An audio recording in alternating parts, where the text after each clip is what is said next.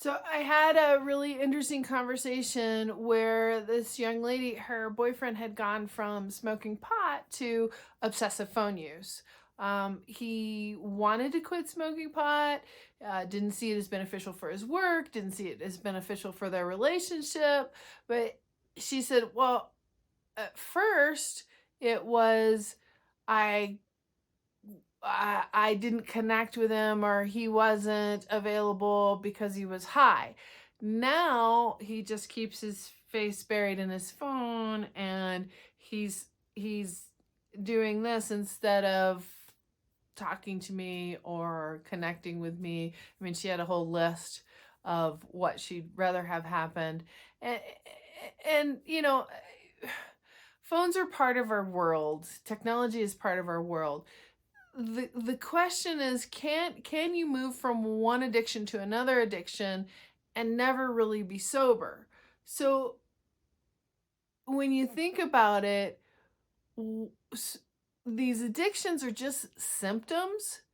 They're not the real issue. The real issue is something underneath. In the case of this young man, what is he trying to escape from? What is too intense?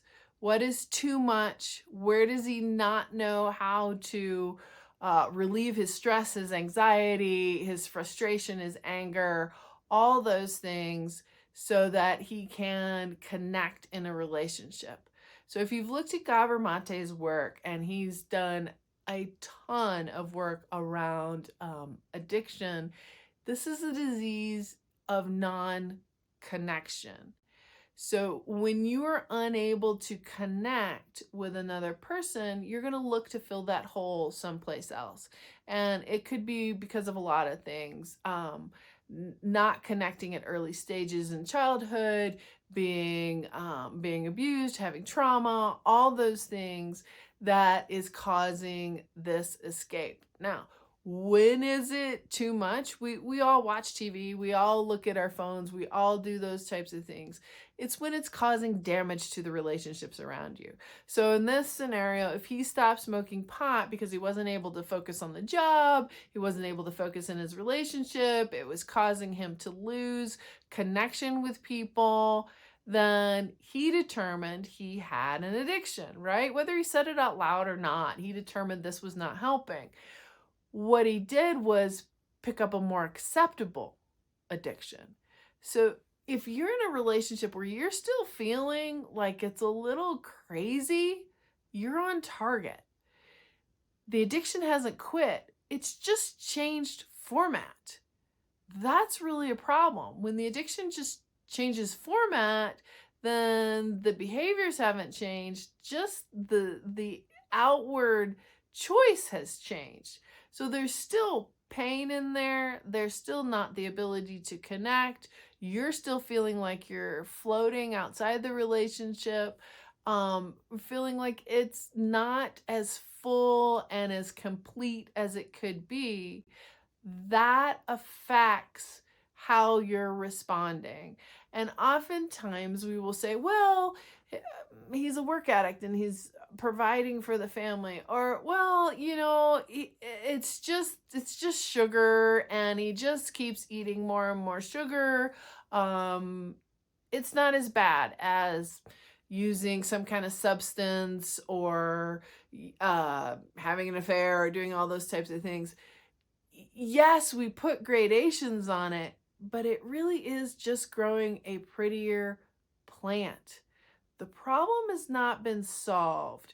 There has not been a change in what is hurting the person or what is creating this need for escape. There's just been a different direction that they're going for escape. So in the addiction world, you can have a sobriety date from drugs and alcohol. You can have a sobriety date from workaholism. You can have a sobriety date from food. You can have a sobriety date from phone addiction, all those things. But if you just keep switching it up, it's not going to improve the family dynamics. It may improve the finances because your phone's a lot cheaper than using cocaine, And it's not going to change the relationship piece, because the real hurt, the real pain, the real inability to not connect with the loved ones in the family has not changed. That person is still not really there. So the family dynamic is still, we're still putting the addict in the middle.